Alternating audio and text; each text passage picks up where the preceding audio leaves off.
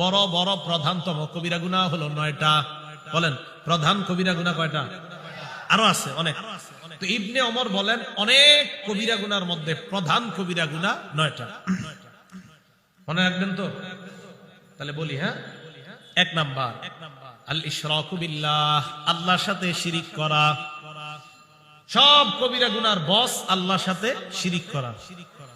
2 number ওয়াকাতলু নাসামা, নর হত্যা করা, মানুষ হত্যা করা। 3 নাম্বার ওয়াকাসফুল মুহসানা, সতী সাদী নারীর উপর মিথ্যা অপবাদ দেওয়া। 4 নাম্বার ওয়াকলুর রিবা, সুদ খাওয়া।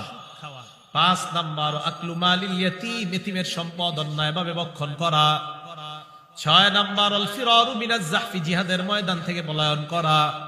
7 নাম্বার ইলহাদুন ফিল মসজিদ, মসজিদের মধ্যে ধর্মদ্রোহী কাজ করা। মসজিদে কি করা? ধর্মদ্রোহী কাজ করা। 8 নাম্বার আল্লাযী ইস্তাসফিরু, ধর্ম নিয়ে উপহাস করা। 9 নাম্বার ওয়া বুকাউল ওয়ালিদাইনি মিনাল উকুক, আপনি কষ্ট দেওয়ার কারণে পিতা মাতার চোখের মধ্যে পানি আসা। আপনি কষ্ট দিয়েছেন, এই কষ্টের কারণে মা বাবার চোখে পানি আসছে। এটা লিডার 9টা কবিরা গুনাহ। এই প্রধান 9 কবিরা গুনার একটা এটাও, আপনার কোন কথায় বা কর্মে আপনার মা বাবার চোখে পানি আসাটা অনেক কবিরা গুনাহের মধ্যে। আব্দুল্লাহ ইবনে ওমর বললেন এর মধ্যে এটাকেও স্থান দিছে যে কোন সন্তান যদি পিতামাতার চোখে পানি আসে, তার কারণে যদি সন্তানের কারণে যদি পিতামাতার চোখে পানি আসে, এটাও অনেক বড় পর্যায়ের কবিরা গুনাহ। এবার আব্দুল্লাহ ইবনে ওমর ওই ব্যক্তিকে বলতেছে, যিনি বলছে আমি তো বড় বড় গুনাহ করছি, তো ওনারে কয় আতাফরাকুন নার, তুমি কি জাহান্নাম থেকে দূরে থাকতে চাও? ওয়া তুহিব্বু আন তাদখুলাল জান্নাহ, তুমি কি জান্নাতে যেতে চাও? বলেন জাহান্নাম থেকে দূরে আর জান্নাতে সবাই যেতে চাই না ইনশাআল্লাহ? তো ইবনে ওমর এই কথা বলার পরে তিনি বললেন ই ওয়াল্লাহ, জি আমি তো এটা চাই, আল্লাহর কসম। আব্দুল্লাহ ইবনে ওমর বললেন আহাইয়াতুন ওয়ালিদুক, তোমার মা বাবা দুইজনের কেউ জিন্দা আছে কিনা? তাইসালা ইবনে মাইয়াজ জবাব দেয় উম্মি ইনদি, আমার কাছে আমার মা আছে। আব্দুল্লাহ ইবনে ওমর বললেন 2টা কাজ করবা, আলাম তালাহাল কালাম, মায়ের সাথে যদি কোমল সুরে কথা বলো। আজকে থেকে আপনার মা বাবা যারা আছে মরণের আগ পর্যন্ত ওয়াদা করেন তাদেরকে জোরে ভাষায় কখনো কথা বলবেন না। আখেরাত বরবাদ করে দিয়েন না। হাত নামান। 1 নাম্বার যদি মায়ের সাথে কোমল ভাষায় কথা বলো, নরম সুরে, ওনার মা জিন্দা আছে বলতেছে। 2 নাম্বার ওয়া আতআমতাহা আত-তাআম, যদি খাবার খাওয়াও। কি খাওয়াও? খাবার খাওয়াও। লা তাদখুলুন্নাল জান্নাহ, অবশ্যই অবশ্যই তুমি জান্নাতে প্রবেশ করবা। মায়ের সাথে কোমল আচরণ করবা, আর হলো তুমি তাকে খাবার খাওয়াবা। এখান থেকে বোঝা যায় আপনারা 4 ভাই যখন আলাদা হয়ে যান, 5 ভাই আলাদা হন, আপনি চেষ্টা করবেন আপনার আব্বা আম্মারে আপনার সাথেই রাখতে। এতে আপনি জান্নাত আপনার সাথেই রাখলেন। এখন অনেক ছেলেরা মনে করে আব্বা আম্মা আমার সাথে নাই মানে বাঁচলাম। আপনি বাঁচেন নাই, আপনি ঠকছেন। আপনি বাঁচেন নাই, আপনি ঠকছেন।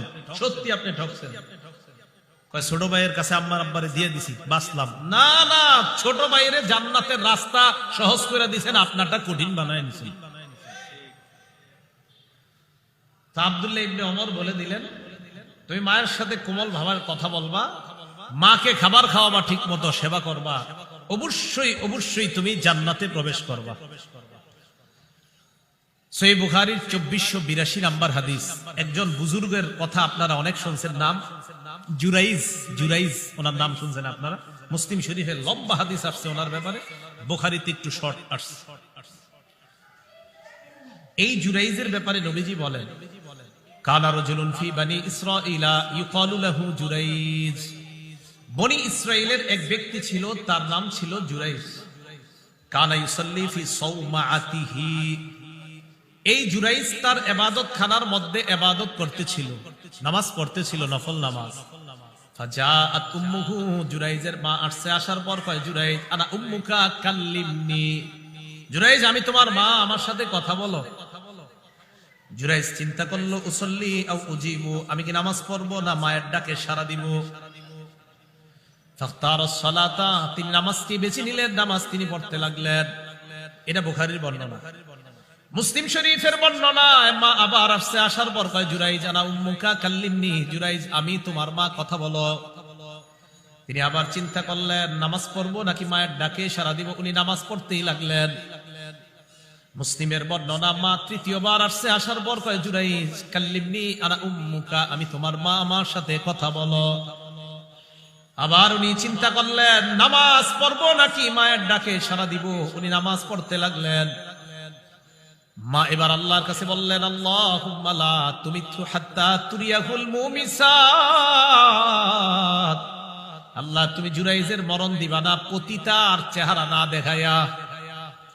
কার চেহারা? সতীত্ব বিক্রি করে যে বেড়ায় টাকার বিনিময়ে এমন নারী। যদিও এটার বাংলাটা আরো ভয়ঙ্কর, এই বাংলাটা আমি এখানে বলছি না, মুমিসাতের আরেকটা বাংলা আছে, তো সেটা বলতে আমার লজ্জা করছে। তো যাই হোক, টাকার বিনিময়ে সতীত্ব বিক্রি করে বেড়ায়, বাস এর থেকে আপনারা বুঝে নেন বাংলাটা কোন ধরনের হতে পারে। তো মা বদদুয়া বলছে আল্লাহ এই জাতীয় নারীর চেহারা না দেখায় তার মরণ দিও না। ঘটনা ঘটে গেছে, ওই এলাকার একজন এরকম নারী, যিনি আপনার সভ্যতার বিপরীতে চলে, যে নারী আর কি, এরকম একজন নারী। তো এই নারী বলল লাফতিনান্না জুরাইজান, আমি জুরাইজকে পরীক্ষা করব, ওরে ফিতনায় ফেলাম। এক নারী বইলা ফেলছে। জুরাইজের কাছে আসছে, আসার পর ফাতাআররাজাত লাহু, নিজেরে বিভিন্ন ভঙ্গিমায় মোহনীয় রূপে আকর্ষণীয় ভাবে জুরাইজের সামনে উপস্থাপন করছে। নাউজুবিল্লাহ। ফাবা, জুরাইজ কোনো ভ্রুক্ষেপ করে নাই, অর্থাৎ উনি মাশাআল্লাহ ওনার ইবাদতে উনি লিপ্ত ছিলেন, ওনার ইবাদত থেকে ওই নারী জুরাইজকে বিচ্যুত করতে পারে নাই। নারী চলে গেছে।